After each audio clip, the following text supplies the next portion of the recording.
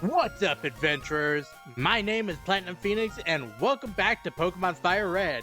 Last time, we explored everything there is to do on 4 Island, and helped Lorelei stop a bunch of Team Rocket grunts from poaching some Lapras. And this time, we are going to be going through 6 Island and seeing all there is to do. So let's go ahead and get started.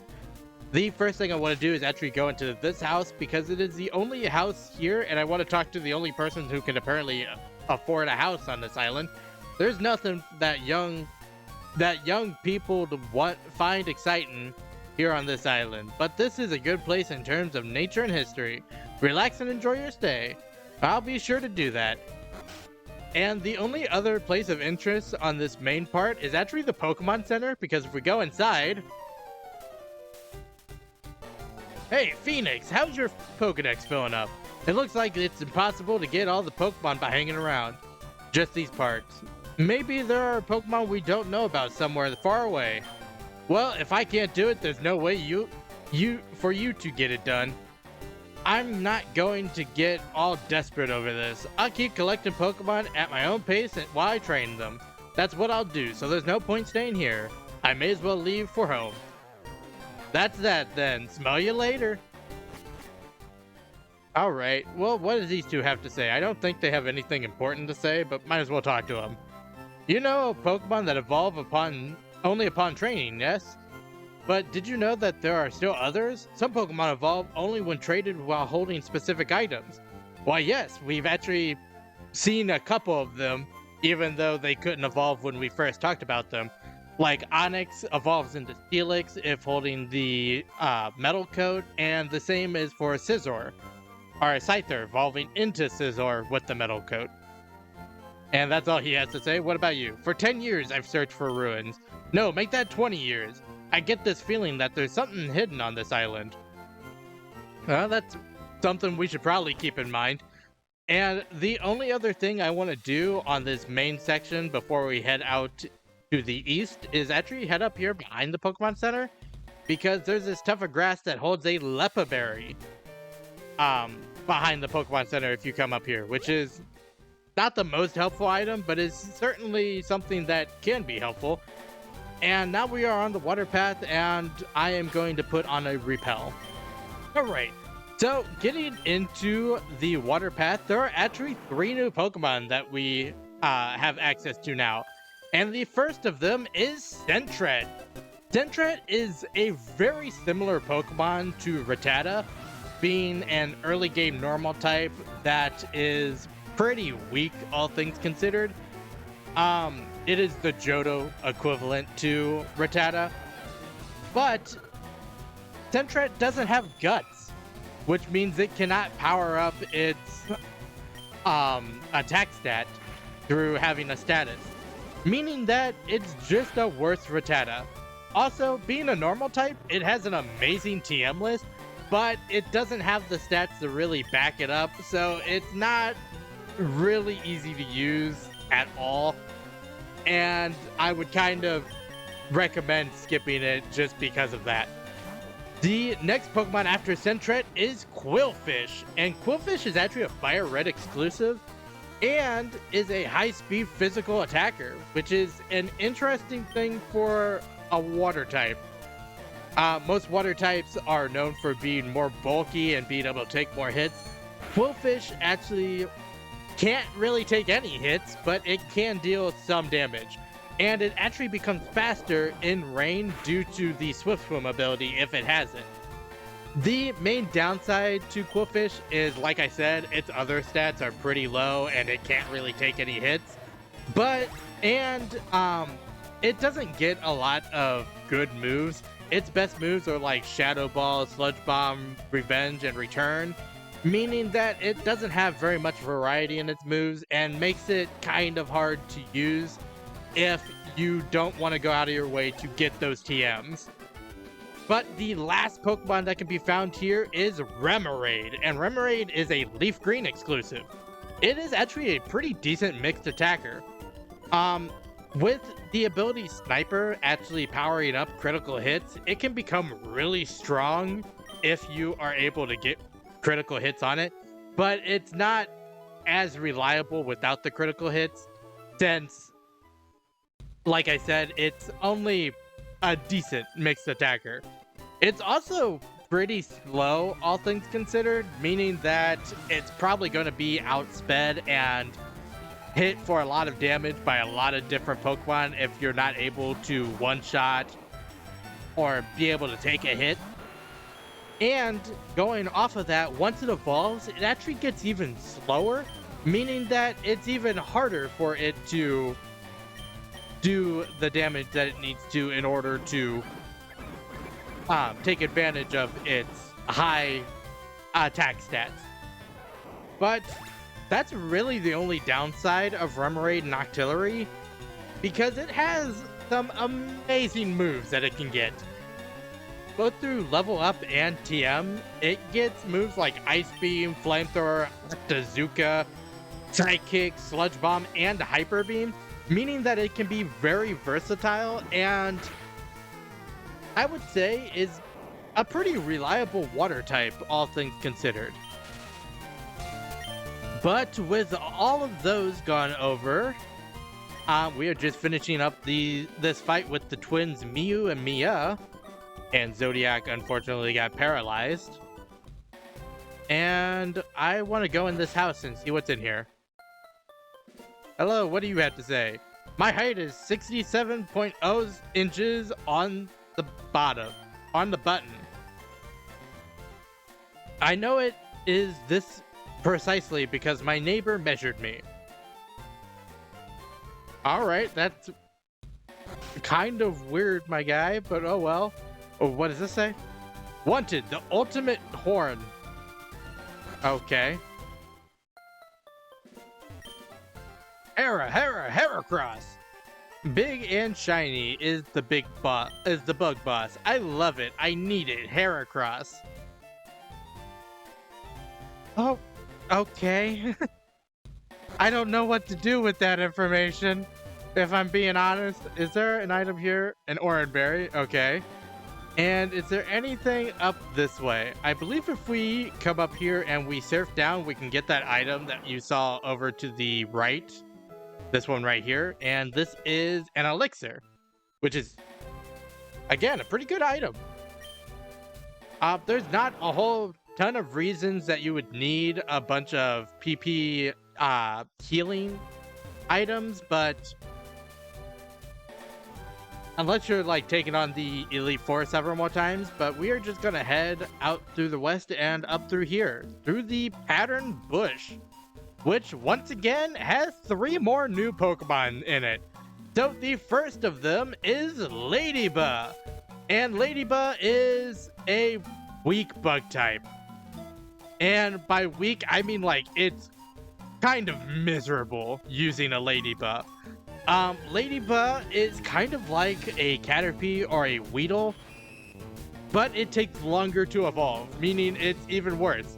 On top of that, it has 5 weaknesses, making it even harder to use, and it just doesn't learn anything through level up. It just isn't a good Pokemon almost at all. It does have a pretty great TM list, but it doesn't have the stats to back it up, and it just isn't really able to take advantage of them. So it's kind of a hard pass from me. The next Pokemon that can be found here, I'm actually fighting right now, is Spinarak. And Spinarak is almost exactly the same as Ladybug. It evolves even later than Ladybug, so that's a downside. It is slightly stronger than Ladybug, which means it can deal slightly more damage, so that's a slight upside. But it also has 4 weaknesses, and it can become a pretty decent physical attacker, but it's really too slow to be very effective in that role, and makes it kind of difficult to use if you wanted to use it for that anyway. But with those two gone over, the last Pokemon that can be found here is the Heracross that lady was looking for. And it's probably the best bug type in the game, if I'm being honest. It has a massive attack stat, and that attack stat can be boosted thanks to the Guts ability that Heracross can get, meaning that massive attack stat can become even more of a massive attack stat and can kind of just make it a complete monster for anything to deal with. On top of that, it learns both Brick Break and Mega Horn through level up, meaning you don't have to use the Brick Break TM on it, and it gets Mega Horn, which is the best bug type move in the game. It also, its biggest downside is basically that it has a pretty lackluster TM moveset, but it doesn't super matter. Brick Break and Mega Horn plus Guts and it's a massive attack stat kind of make it run through whatever you want it to, and makes it a really reliable Pokemon with everything considered. But with those three gone over, I'm going to try to sneak past this girl. And we are just going to head out onto the green path going this way. And I believe... No, I do not have a repel on. Alright, with the repel on, we are now going to head out this way and head north. And I believe there are a bunch of Pokemon trainers that I am going to try to avoid, since we don't really need to fight anyone up here. So we are just going to slowly make our way over here, staying as close to the wall as possible, because we can actually get up here, and there's a cave entrance here. And welcome to the Alluring Cave, which has literally nothing but Zubat in it. There's no items, there's no trainers.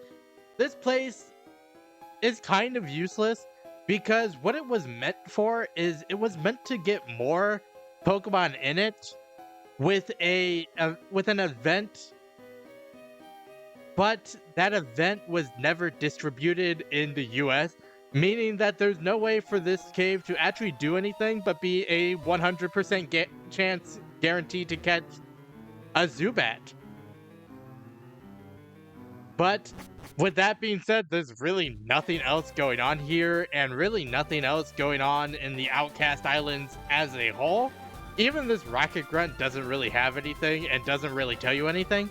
So I'm going to meet you back over at the Pokemon Center to go over the southern path in the water path. Alright, now that we're all healed up, we are just going to head back out the water path and put on another repel. And this time we just want to head south over this way, and we are going to try our best to avoid this hiker because I don't want to fight him. And literally, it just leads us directly over here to the Ruined Valley, which I guess this is the episode of the Roll of 3, because this is our third batch of bios, and there are 3 more new Pokemon that we can find here. So, the first of them is Natu. Natu is a Psychic Flying type, and is actually a really decently fast special attacker. But that's really the only thing it has going for it, because it doesn't learn pretty much anything other than Psychic to use, which I know I said works for Psychic types in this game, like Hermes, but it's kind of harder to justify on Natu and Exatu, because they don't get as high a special attack as Hermes has.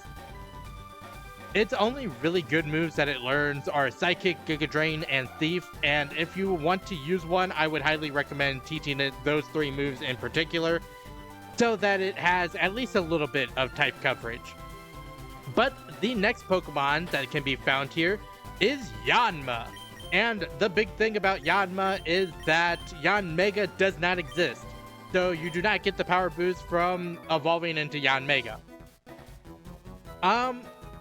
Also, Yanma has 2 abilities, and neither of them are great.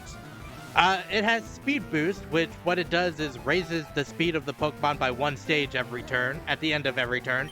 But Yanma is already fast, so you're pretty much outspeeding everything anyway.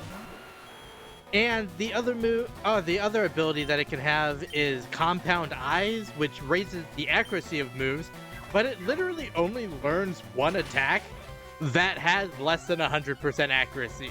So even Compound Eyes doesn't really help it that much. Yanma also learned some pretty good moves, even without having a decent ability.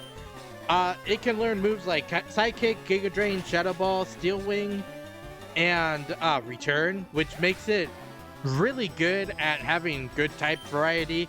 But it's just not good as either a flying or a bug type. So if you're looking for one of those, I would look elsewhere. And the last Pokemon here is Wobbuffet. Wobbuffet is a pretty notorious Pokemon, if I'm being honest. Wobbuffet is known as a gimmick Pokemon, which means that it is not really useful as a regular Pokemon. Its gimmick is that it has an insane HP stat, having, I believe, 190 base HP.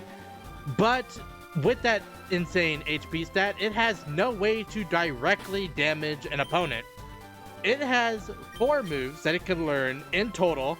It can learn 0 TMs, and those moves are Counter, Mirror Coat, Destiny Bond, and Safeguard.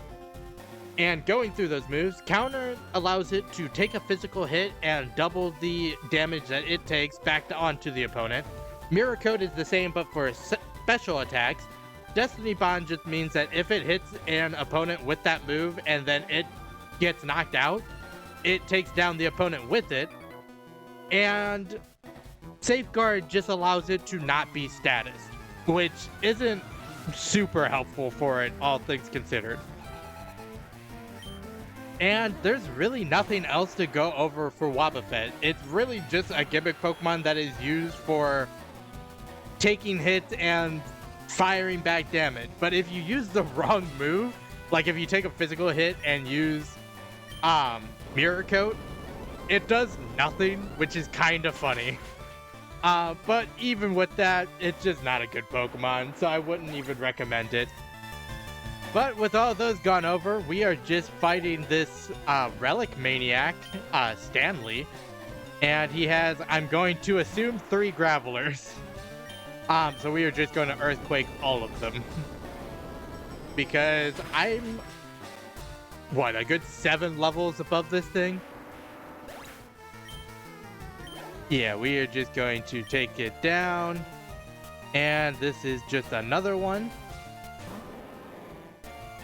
that we are just going to Earthquake again.